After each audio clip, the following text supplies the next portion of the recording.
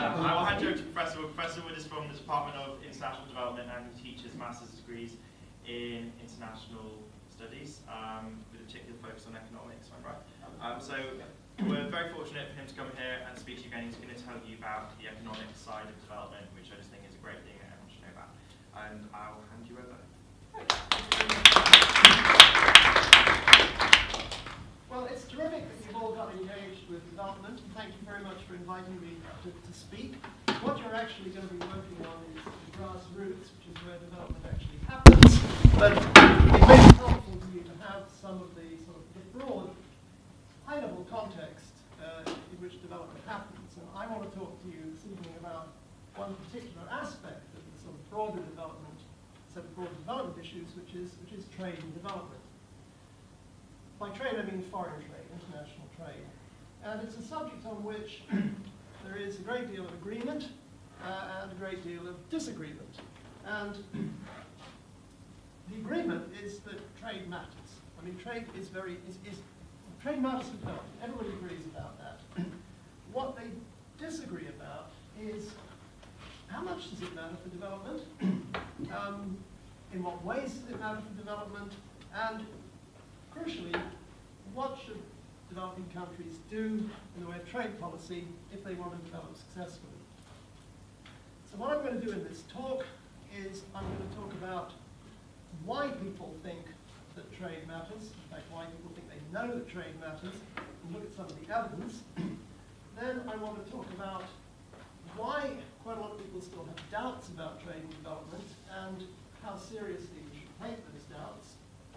And finally, I'm going to just summarize what I think would be good trade policy advice for a typical developing country. So that's where I'm going to go. Now, what are the reasons for thinking that trade matters for development? Well, I've listed them on this slide. One of them is that economic theory, I'm an economist, says that trade, increased openness to trade, will boost the country's aggregate output, will make it richer. The theory is not completely unambiguous. There are some bits of theory that suggest that opening up to trade might actually harm you, but most of the theory suggests that basically trade is good for you. Second reason people think trade matters is just casual observation. It just seems that developing countries that have engaged very heavily with the world economy, got into trade in a big way, have done much better than those that have kept themselves somehow, or been in some way cut off from interaction with the world economy. And one bit of casual observation, simply focus on the East Asian region, and think about how well South Korea has done when it went from being as poor as the average African country back in about 1960 to being essentially a developed country now. Think how well China has done, particularly over the last 30 years. It's eradicated poverty on a massive scale and become a really very important world power economically and politically. Contrast that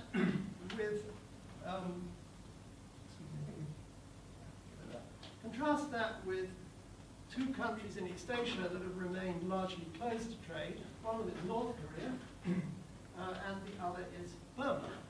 And what's interesting about this particular comparison is that it's not, whether you're a communist country or not, that counts. So the fact that both Burma and particularly North Korea have been communist authoritarian, have had communist authoritarian governments, that can't be what's held them back, because China also had communist authoritarian government. It opened up to trade and it flourished.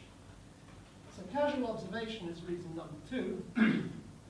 Reason number 3 is, that's what policymakers think. I've mentioned here the Growth Commission, which was a big commission set up by the World Bank 6 years ago, which included, it was a kind of 5-star panel of international economic policymakers, people who've been, have held high political or administrative office in developing countries, had a bunch of academic economists on it as well, the Nobel Prize winners. And the question that this commission was addressing is it that that a small proportion of developing countries has grown very, very fast over the last 3 or 4 decades, far outstripping the performance of all the rest? And in the list of reasons of why that had happened, number 1 on the list was engagement with the world economy. So, if you like, practical people think that trade is important.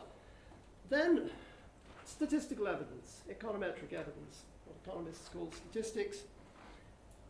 Here, I have to say the evidence is mixed. There's been a huge amount of work done on the impact of trade on development over a long period of time, particularly the impact of trade on growth. The results really been quite varied, but I mean, taking stock of it all, it's pretty clear that faster growth has been correlated with greater openness to trade as measured by the ratio of the amount of trade a country does to its GDP, its GNP.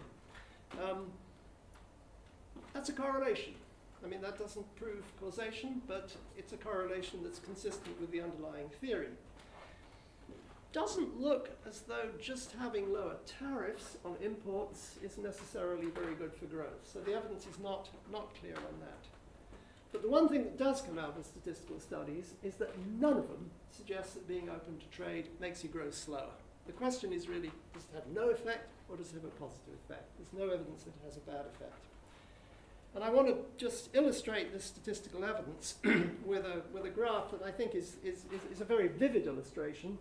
And the graph originates from some work that was done quite a long time ago by Jeff Sachs. And if you're involved in development, you probably encountered the name of Jeff Sachs as a passionate advocate for hugely expanded aid and all sorts of other things.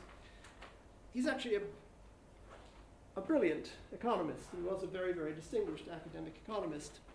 And the bit of work he did can be very nicely summarized in this pair of diagrams. So what is this diagram showing you? Well, this is referring to 20 years of data, the 70s and the 80s. So this study is quite old, but other studies since have come up with essentially similar results. So what are the numbers?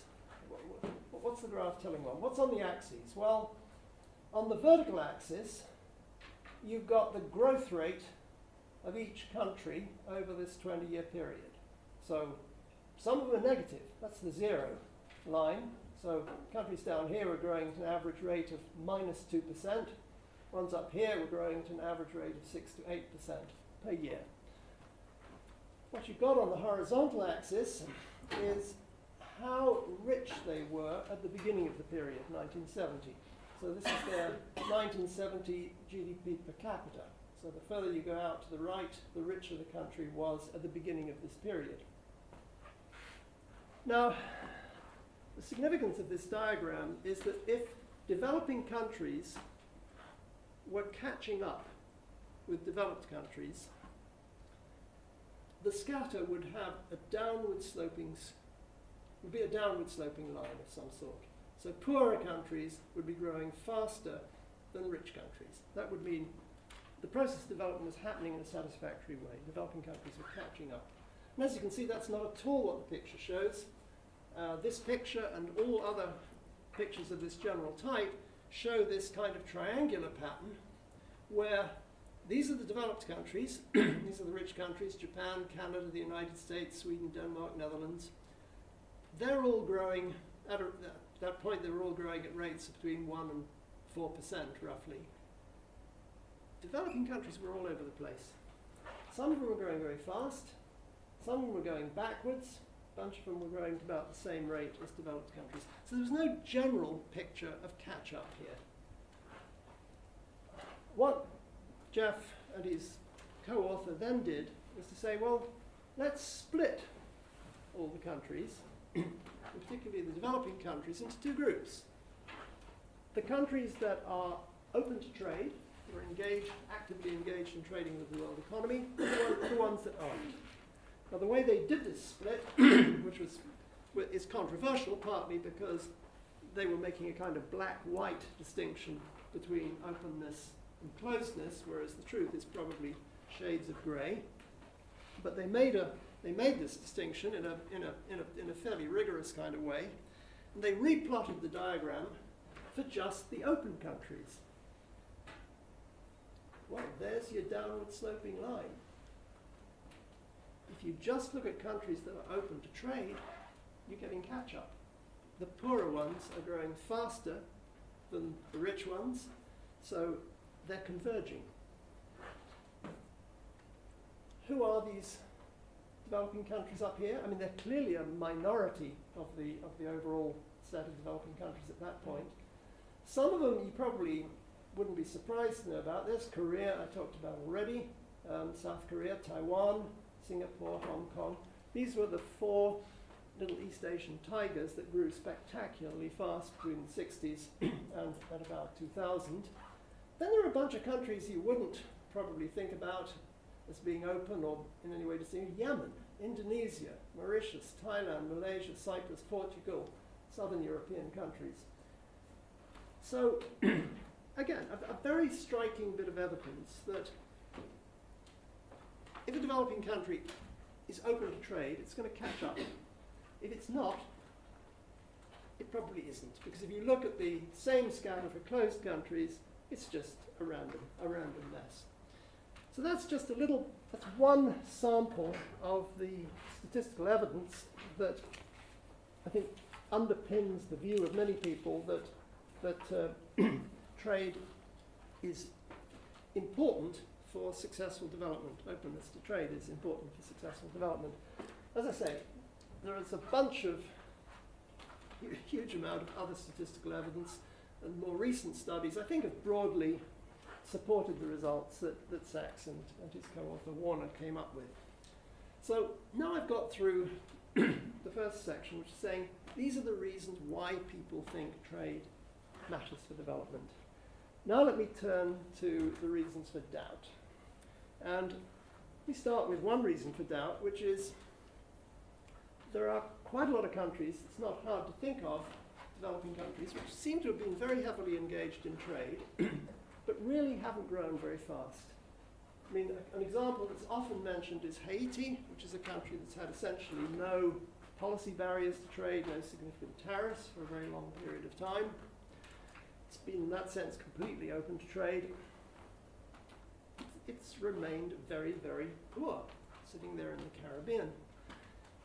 Look at most of sub-Saharan Africa. It's also quite heavily involved in trade. I mean, ratios of trade to GDP in African countries are really much higher than they are in many developed countries. It can be 30% of GDP.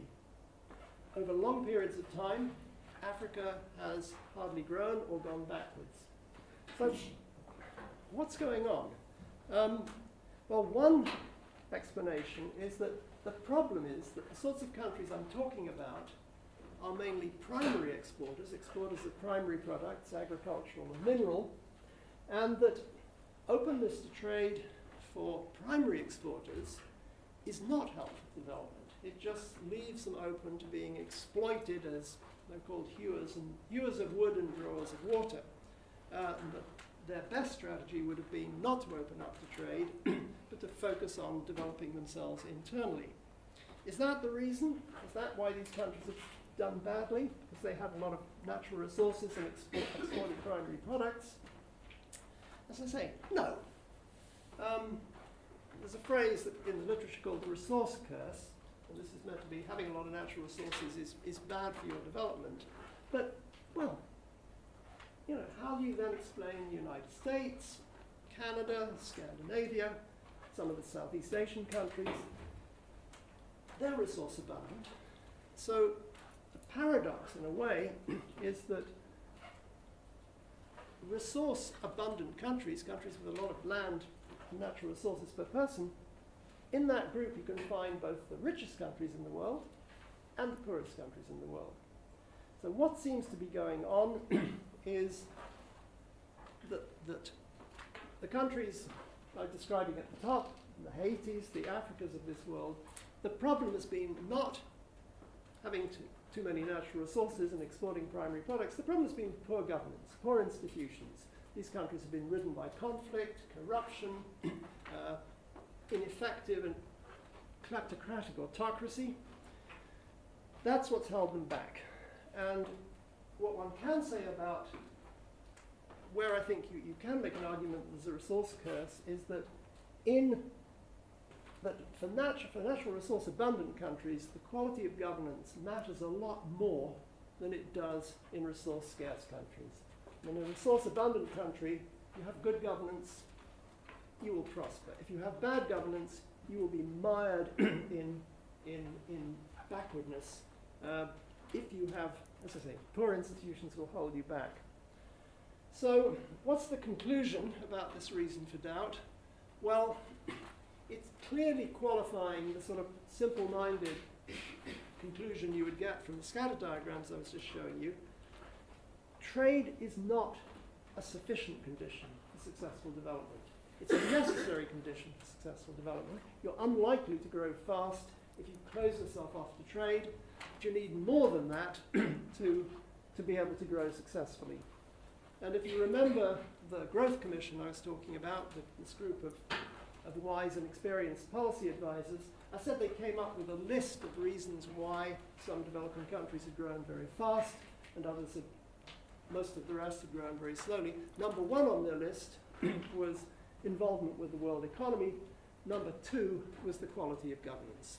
So clearly this is a crucial factor. So that's one of the reasons for doubt and what one might think about it. The next reason for doubt is if you look at some of the successes, some of the countries in the top left-hand corner of the Saxon-Warner diagram, the ones that were heavily involved in trade, it doesn't look like classical free trade. I mean, Korea, Taiwan, these were not countries that just took down their trade barriers and said, you know, let's trade. These were countries that pursued very interventionist industrial policies. You know, they promoted particular sectors, they applied trade policy instruments, they had high tariffs in some of those sectors, they used export subsidies, they provided other incentives to export, they were pushing particular sectors. This was not kind of a laissez-faire free trade. So that's a reason for doubting, another reason for doubting this, you know, trade is good for development story. How should one react to that? Well, it's very hard to deny that industrial policies played an important role in the successful development of these East Asian countries. But, and there are three buts, the industrial policies of East Asian countries were strongly export-oriented. So, you know, the Korean government was not only pushing particular industries, it was pushing them to export. And if they failed to export successfully, basically they got shut down. So it was a very, very outward-oriented kind of industrial policy. So this was again saying, yeah, trade matters, but how you trade matters. You know, active engagement in trade by the government or active intervention in guiding trade can be helpful. Not just sitting back and waiting to see what happens. So the second but is that East Asia was not the only region of the world that's tried industrial policies. An awful lot of developing countries over long periods of time have tried industrial policies, have tried pushing particular sectors, and there have been far more failures than successes. I mean, many industrial policies they've wound up giving subsidies and support to industries that just happen to be owned by the president's nephew, have been totally unsuccessful. A long, long list of failures. We don't know how long it is because they were failures, they've been forgotten and nobody wants to remember them. So we remember the successful industrial policies, we forget all the ones that were unsuccessful. And the third but is that what the East Asian countries did back in the 60s and 70s is not necessarily the right formula today. I mean, the world has changed in a couple of important ways. The way that most critics of trade will tell you the world has changed is that the World Trade Organization, the WTO, has tightened up a lot of the rules on what developing countries can do. So some of the things that Korea and Taiwan did to promote particular industries would now be illegal under WTO rules. You can't just subsidize exports, for example. But I think that's not the most important thing that's changed since then. The most important thing that's changed has not been in the sphere of public WTO rules. It's been in the sphere of the private sector. And you may have heard the phrase value chain or supply chain, but now 2/3 of world trade takes place within elaborately constructed sort of vertical private sector chains. The production of all sorts of manufactured goods has now been split up into lots of little bits.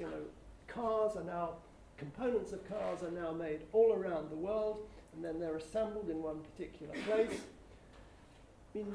No country now, including developed country, would try and have a car industry that made everything, from the beginning to the end. All cars made in all countries are assembled from lots and lots of bits and pieces made all around the world. So, Korea back in the 70s tried to set up a car industry. Developing country now would be nuts to try and set up its own car industry in that way. What a developing country now needs to do is to try and get its firms to become the suppliers of some particular component, speedometers, and that goes back further than that. Taiwan made most of the world's disk drives at one point.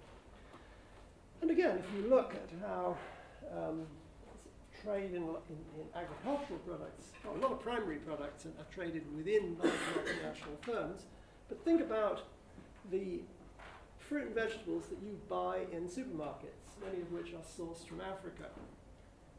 What happens is not just that African farmers grow this stuff and wait for somebody to come along and buy it. No. The supermarkets go in and they guide African farmers in what to produce, how to produce it, how to package it, and the whole process of shipping from the farm to the supermarket is very, very carefully managed along a supply chain. Information goes both ways. The supermarket has got to be able to trace back where every damn bean was grown and what pesticides were put on it at what stage. It's all very elaborately organized. So basically, the whole nature of industrial policy has changed. You don't do it the way these stations did back in the 70s and 80s. You try and get your suppliers in your country competitive enough to plug in to some of these, to some one or more of these global value chains. So that's the industrial policy concern. The third area of concern, I think, is about, is trade good for development, is a concern about inequality and poverty. And the concern in particular is that growth that is propelled by increased involvement with the world economy is not good for the poor. It's good for rich people, it's good for the urban elite, it's good for the capitalists in the country, it's not good for poor people. And it just makes for greater inequality. How do we think of, and that is a widely expressed concern. How should we react to it? Well, one thing that economists have known for a very long time is that trade is bound to affect the distribution of income in a country. If you open up to trade, what are you doing? You're importing a lot of stuff, a lot more stuff, and you're exporting a lot more stuff to pay for it. So all the people who worked in the industries that have now, whose output has now been replaced by imports, are going to lose. So we know that there are going to be gainers and losers for trade. And economists have recognized this for a long time. Politicians are very, very conscious of this in the context of trade. So that means that if you're thinking about trade policy in a developing country, or indeed in any country, you've got to think about the distributional effects.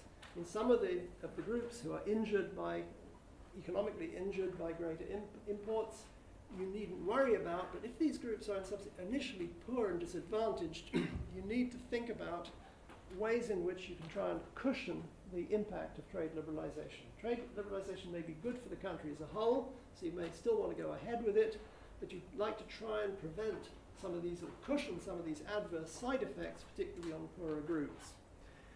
And one particular thing you need to think about in a developing country is what is increased openness going to do to the price of food. And you need to worry about that because very poor people spend the great bulk of their income on food, anything up to 80%. So if what you do raises the price of food, that is going to make the poor worse off. And so that's a kind of key thing to watch out for in terms of trade policy. So yes, one should worry about distribution effects. Is it true that increased openness to trade generally makes countries more unequal? No. Theory says it all depends. Depends very much on the circumstances of the country, what sorts of products it has a comparative advantage in, how its factors of production are owned. Is this a country with a few rich landowners, or is it a country with a large body of landowning peasants? It could go either way. That's what theory tells you. And this scatter, another scatter I'm going to show you, basically reinforces the theory. So what's this scatter showing? Well, let's look at the axes. What you've got on the horizontal axis, well, each of these dots, I should explain, is a particular country in a particular period of time, a decade, say. So that might be Uganda in the 1980s, for example. What you've got on the horizontal axis is the change in the ratio of the amount of trade to GDP in the country. So anybody on the right here, the ratio of trade to GDP has been going up. You've been becoming more open to trade. Anybody on the left-hand side, you've been becoming less open to trade. And this is based on data from the 80s and the 90s, and you can see overwhelmingly most of the points are on the right-hand side, so most countries are becoming more open to trade. What you've got on the vertical axis is a measure of change in inequality within the country. This is the change in one of the standard measures of income distribution, income inequality, the Gini coefficient. If it goes up, income is becoming more unequally distributed. If it goes down, income is becoming less unequally distributed. And that's the zero line. And as you can see, the points are scattered pretty much evenly above and below the line over this period. Quite a lot of countries became more unequal, quite a lot of countries became less unequal. But the key point is it wasn't related to openness to trade. And if you fit a regression line, which is this red line, to this body of data, its slope is insignificantly different from zero. It's essentially a flat line. So just looking at, at this bit of evidence, and this is a pretty typical bit of evidence, supports the theoretical proposition that the effects of trade on increased trade on inequality could go in either direction in a developing country. Doesn't mean you can't predict what they're going to be or that you shouldn't worry about them, but the general propositions about trade always hurts the rich, always helps the rich and hurts the poor are not true. So I said that the last thing I would say is, go through is, what advice should one give a developing country about trade policy? And this would be my developing countries vary a lot, so it's not kind of one size fits all, but for most developing countries, the following elements, I think, would be important. And particularly important for developing countries that are smaller. If you're a large country, trade is less important for you than if you're a small country. I mean, think about it. If you're a small country, you probably don't have very diverse natural resources compared to a large country, so there are a lot of primary products you couldn't produce internally. And an awful lot of manufacturing and service activities have major economies of scale. So you couldn't hope to produce a wide range of things that you'd like domestically. You can really only get them by trading. So trade policy advice really matters more for smaller countries than big ones. So what would be the first bit of advice? I think the first bit of advice I would give is don't start thinking about policy barriers to trade. Just think about all the sort of practical, physical obstacles to moving goods across your border in either direction, and try and do something about them. One of which can be you haven't got a decent port. So, I mean, improve your ports. If you have ports and they're working very badly, make them work more effectively. Another big bottleneck to trade in a lot of developing countries is that the customs system is very inefficient. Businessmen can't tell how long it's going to take stuff to get through customs in either direction. They can't tell how much of it is going to be nicked on the way through. So all these are things that deter trade and are just basically wasteful. So do something about that. Then the second thing I would say is think about your tariff structure. Tariffs are taxes on imports. Taxes on imports are not necessarily a bad thing. For a poor country, they're a very, very useful and easily collected source of government revenue, which is very valuable for all sorts of ways. But watch out for what I call here gross distortions. You don't want to have a structure of tariffs that is, we have very, very different tariff rates on different products, where you're distorting choices of firms and consumers within your country. And you may also be doing a great deal of damage without realizing it. So take an example that's been quite common in the past. Developing countries have thought, we'd like a steel industry. How can we have a steel industry? Well, we better put tariffs on steel, because that will make the price of steel high in our country, and it will make it attractive for domestic firms to produce steel. Great idea. But the high price of steel in your country then kills all the steel-using industries. So you watch out for that. And this is an example, without policymakers realizing that this was what was going to happen. So basically, try and have a rational tariff structure. If you need tariffs to raise revenue, structure them in a way that does the smallest amount of economic damage. The next bit of advice I'd say is, well, try and help your firms export. There are all kinds of ways in which I mentioned that some ways of helping exporters are now illegal under WTO rules. You can't subsidize your exporters blind. You can give them a certain amount of subsidy if you're a small, poor country. That's still legal. But on the whole, export subsidies are very restricted. But there are all sorts of things that you can do to help your exporters. You can provide them with information on foreign markets. You can provide them, who's you in this context, it's often the government working with business associations in particular sectors to help firms in those sectors upgrade the quality of their production, learn about foreign markets, learn about how to access foreign markets.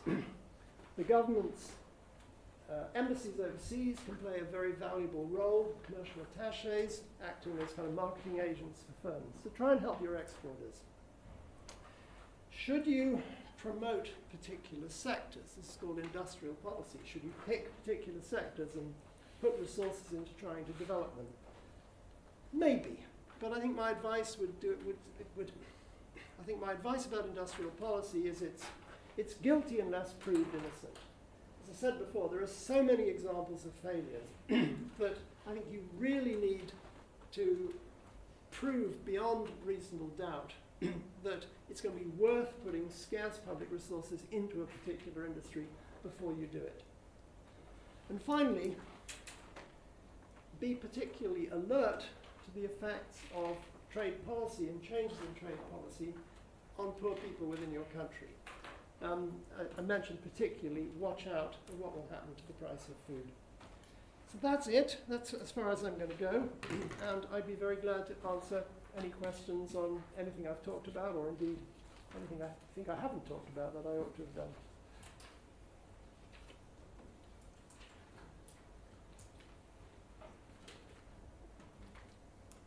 Please.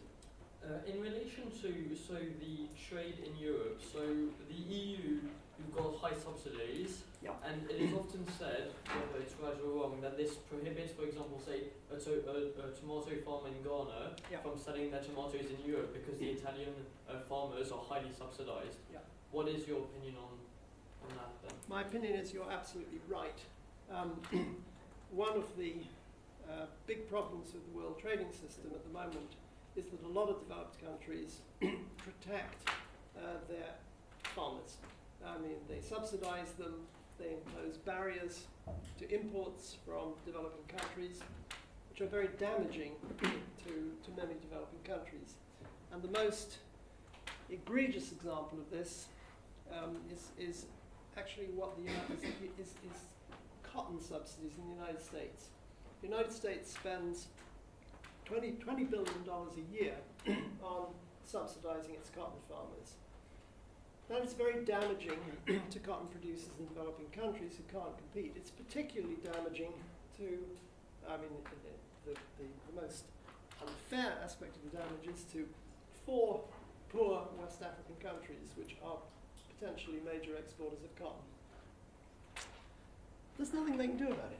What the United States is doing is illegal under WTO rules. It's not disputed.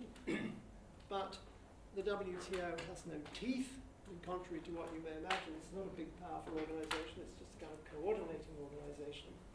All they can do, if one country breaks the rules, is to say, well, to the countries that were injured by it, well, you can retaliate. What can these West African countries do in the way of retaliation against the United States? Say, well, we're not going to buy any imports from the United States? Care less. So, no, there are big problems of that kind, and things have improved. I mean, agricultural policies in developed countries 15 years ago were a lot worse than they are now. It's a very, very slow, painful process, and it's puzzling. It's puzzling because in most of these developed countries, farmers are a tiny minority of the population.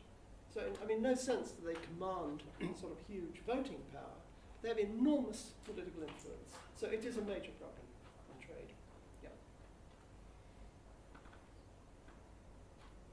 What's your view on how aid fits into the whole trade policy issue? How does aid fit into the trade policy issues? To a large extent, it's sort of an independent dimension. I mean, there are an awful lot of ways in which you can use aid that are very effective, that are, you can have both more aid and more trade. It's not a kind of trade-off between one or the other. You can have less of both. One particular area where aid and trade have linked up is that over the last 10 years, some developed countries have focused on what is called aid for trade. And this aid for trade is really, it's aid which is concentrated on trying to do one of the things I was talking about before, which is essentially to help developing country exporters. To try and help them upgrade the quality of their products, get access to world markets, improve ports, other kinds of transport infrastructure.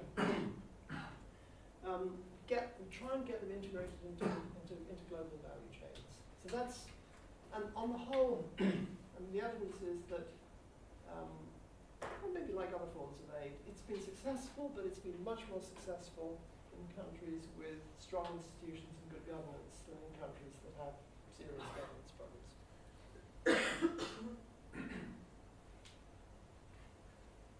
I was wondering whether you could give kind of a short overview over the cycles in international development or international trade.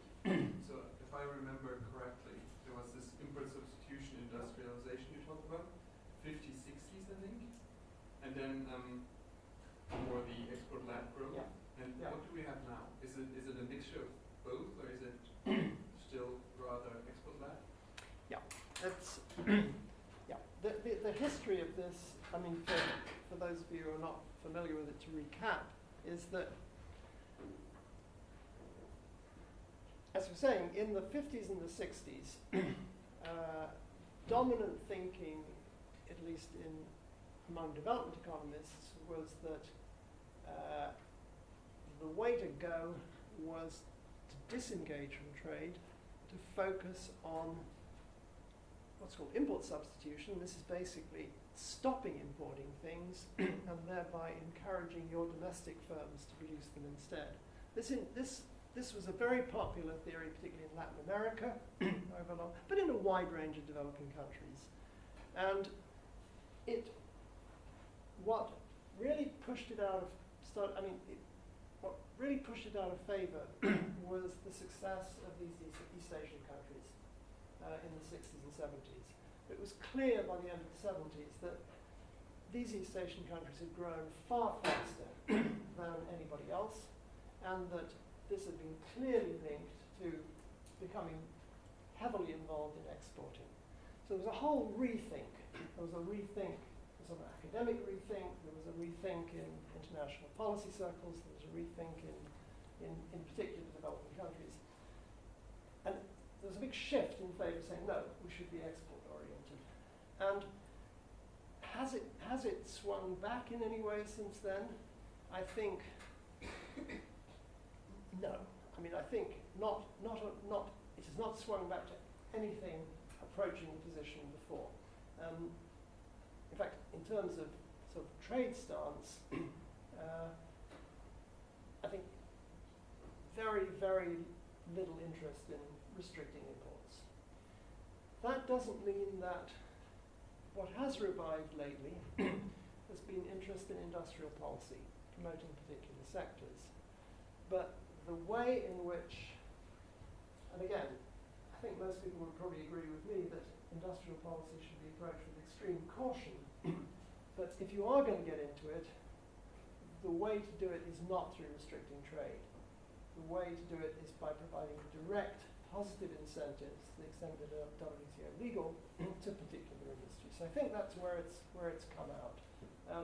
The enthusiasm for import substituting trade policies and industrial policy that were kind of packaged together in the 50s and 60s has now got unbundled. Industrial policy which was very out of favour for a long time, started to come back, but not linked to restrictions on imports. So I think that's basically the way the cycles have worked out.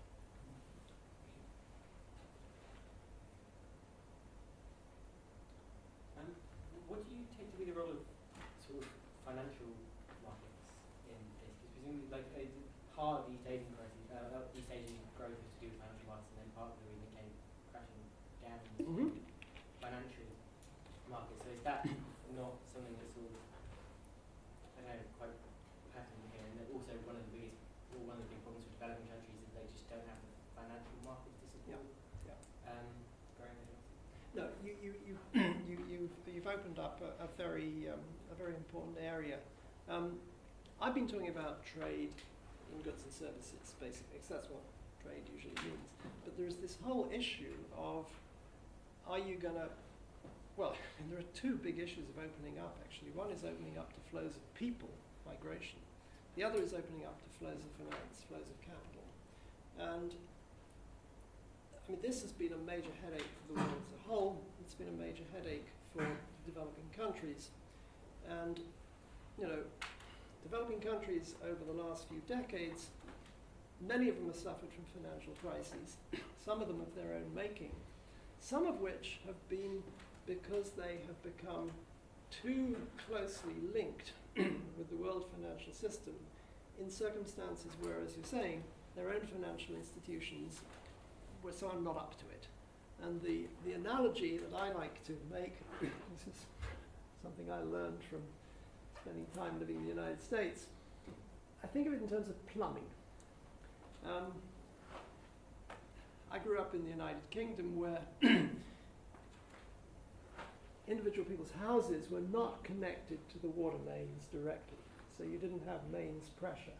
What you had was a tank in the roof, right? You filled up your tank in the roof and the water came from that into your bathroom. And that meant that in the UK you could never get a good shower. All you got was a kind of miserable trickle out of this tank in your roof. And I went to the United States, where it was perfectly legal to be connected to mains pressure, which is the pressure that pumps the water out. Got a terrific shower.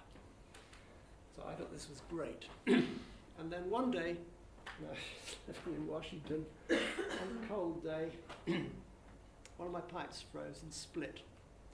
And when I went down to my cellar, it was like Armageddon, because the mains pressure was just blasting water all, whereas, you know, get a pipe split in the UK, but you get a kind of puddle. So fundamentally the message was, well, what's this got to do with finance? It was that you don't want to connect up to the mains pressure of the international financial system unless your domestic plumbing is extremely good. And the problem, and you know, financial plumbing within countries is very vulnerable. I mean, even in developed countries, as we saw in the 2008 crisis, I mean, what looked like very strong financial systems actually were being abused and were capable, well, insufficiently regulated and were capable of falling apart. Problems are much, much worse in developing countries. You know, their banks are undercapitalized, poorly regulated.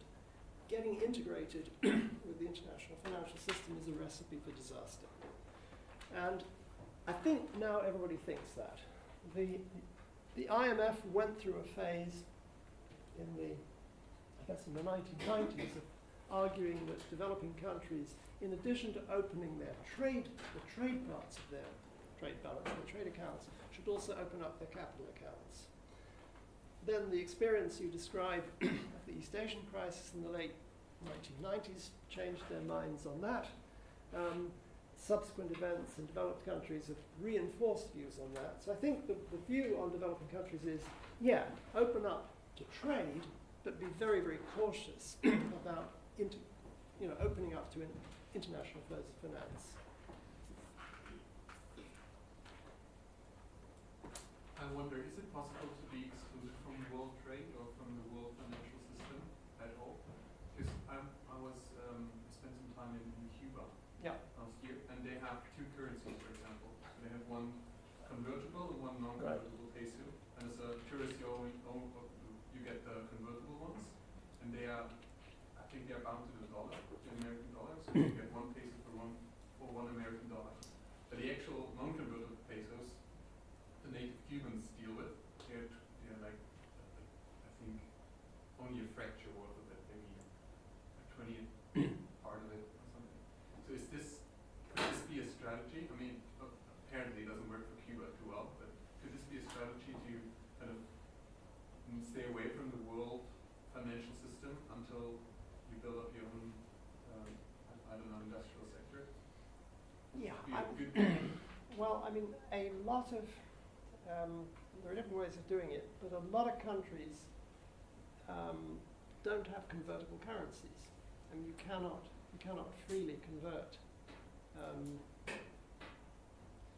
and that in a way is insulating yourself. The Chinese started off with back in 1980 when I first, because China had a very similar system. They had one set of currency that was used by foreign tourists, and then they had internal currency.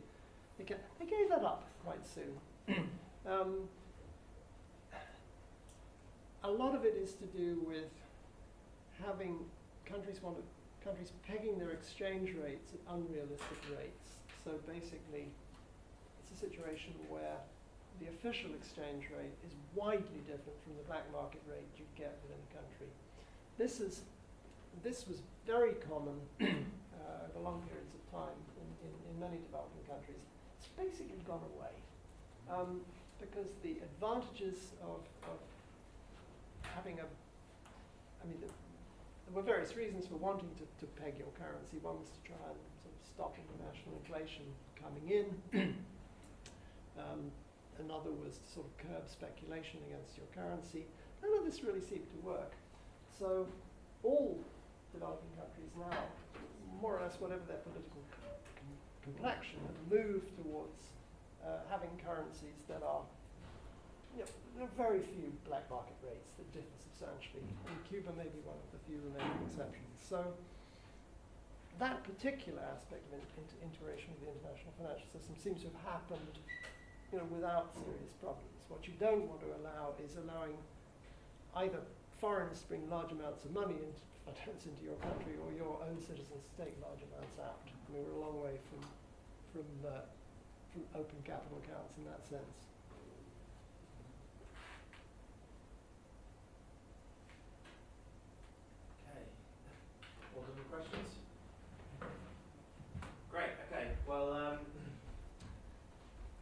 think it's really important to get a wider perspective of development work and trade in developing countries as well, not just learning about how to be a volunteer.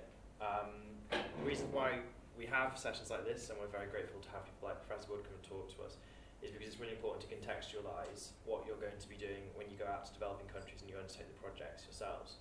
And so I think it's really important when you're thinking about development and when you're actually doing things out there to think about what you're doing in the wider context, because what you're going to be doing out there is not going to be a one-way process. You're going out there so that you can give something to the developing world, but also so you can learn from it. And that's mainly why I think having this sort of added surrounding context is a really great thing, and it's a really important part of the experience. So can we all please show our appreciation for Professor Wood?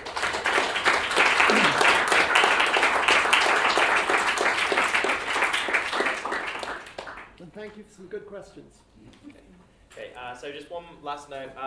Sharon will be in touch about your next training session, which I believe is scheduled. Yeah, and it's yeah, and subject to further notice, it's going to take place in Jesus. So we'll send out another reminder about that there.